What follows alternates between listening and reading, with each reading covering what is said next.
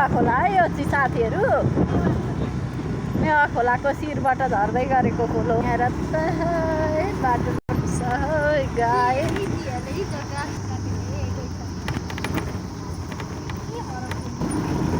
काली खोला हो दाइ।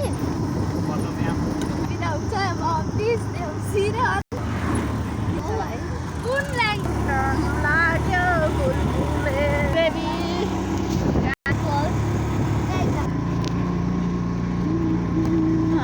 गाई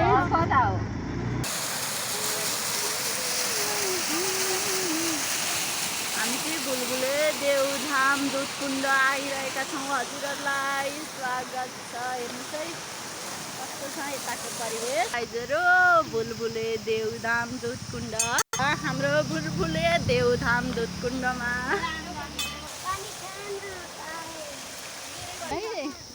यताको परिवेश यस्तो छ है गाइजहरू।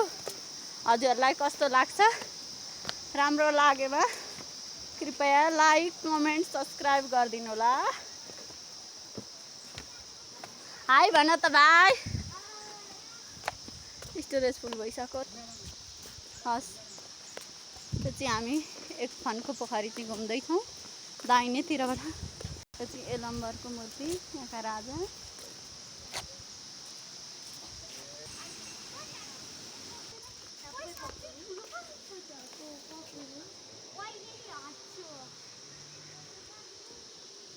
आफै उत्पन्न भगवान हो।